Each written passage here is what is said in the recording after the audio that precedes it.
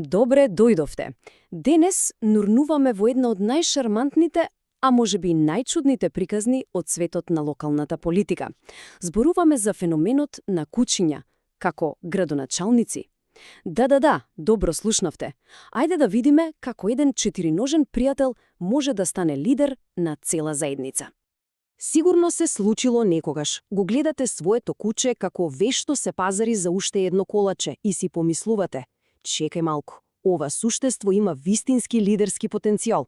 Епа изгледа дека таа мисла не е толку необична како што звучи. Овој цитат всушност совршено ја доловува суштината на денешнава анализа. Што ако нашите четириножни пријатели се повеќе од само миленици?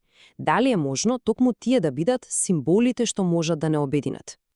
Па добро, како е воопшто возможно една ваква, навидом смешна идеја да стане реалност? Не се работи за менување на устави, туку за една многу паметна и креативна дупка во системот. Ајде прво да расчистиме нешто. Се разбира, кучињата не можат легално да подпишуваат закони, нели? Или пак да управуваат со градските буџети.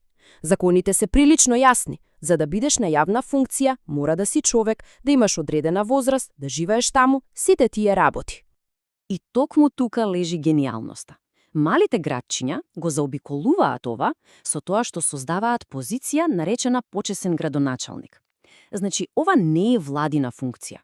Тоа е чисто символична улога, создадена за да ја ангажира заедницата и што е можеби најважно да собере пари за добри цели. Овде ја гледаме клучната разлика. Додека еден официјален градоначалник се занимава со, знаете, управување, закони, бирократија, почесниот градоначалник куче е амбасадор. Неговата моќ не доаѓа од некаков правен авторитет, туку од способноста да влијае на заедницата и да го подигне моралот. И еве го брилјантниот дел. Како се одржуваат изборите? Па гласовите не се ливчиња, туку донации. Секој долар што ќе се донира за одреден кандидат се брои како еден глас. И најдоброто од се, сите собрани пари одат директно за локални добротворни организации, најчесто за слоништа за животни. Ама ова не е само теорија. На вистина постојат вистински и конски кучиња, што ја држале оваа функција и станале локални, па дури и светски легенди. Ајде да запознаеме неколку од нив. Можеби најпознатиот случај е оној од Айдлвајлд, Калифорнија. Се почна во 2012 година со градоначалникот Макс, еден прекрасен златен ретривер. Оттогаш градот е воден од цела династија златни ретривери. Моментално на функција е Макс трети. Тие се вистински символи на градот. Одат на паради, промовираат локални бизниси, цела работа.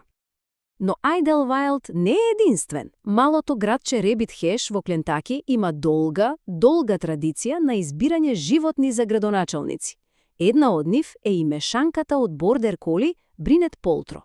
Тие го прават ова со децении и ги користат изборите за да соберат пари за локалното историско друштво. И сега доаѓаме до клучната поента. Овие кучиња не се само симпатични маскоти.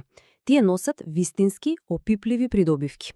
Приказната за градоначалникот Макс, например, буквално го стави Айдлвајлд на светската мапа и драстично го зголеми туризмот. А во Ребит Хеш, градоначалничката Бринет Полтро стана символ на отпорност и помогна да се обедини заедницата по еден разоран пожар. Значи влијанието е и тоа како реално. Се чувствувате инспирирано? Можеби и вашиот четириножен пријател го има тоа што е потребно? Ајде чисто хипотетички да видиме како би изгледала една таква кампања. Водењето кампања за куче е вистинска авантура. Потребен е тим, треба забавна платформа и секако јасна стратегија за собирање средства. Клучот е да се свати сериозно, како вистинска кампања, само со многу повеќе мафтање со опашката. Се разбира, платформата мора да биде лесна и забавна. Нешто вакво, например, веднаш привлекува внимание, ги тера луѓето да се насмеат, што е и целата поента. Или можеби нешто вакво. Но за сиот хумор, кампањата мора да има срце. Мора да биде поврзана со вистинска локална кауза, како например поддршка на локалното засолниште. Тоа и дава цел на целата приказна, нешто што е поголемо од самата забава. И ова го сумира совршено. Успехот на целата оваа иницијатива зависи исклучиво од поддршката на заедницата. Кога локалните бизниси, медиумите и жителите ќе ја прифатат играта, тогаш се случува вистинска магија. токму тоа ја претвара оваа шега во сакана традиција.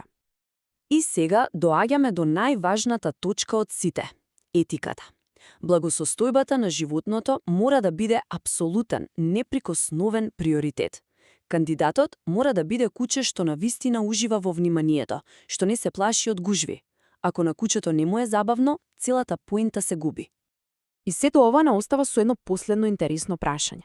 Можеби оваа шармантна традиција е повеќе од само забава. Можеби, во времења на поделби, токму тој непартиски, универзално сакан карактер на кучето е она што ни треба за да не потсети на заедничката радост и на она што не поврзува. Што мислите за тоа?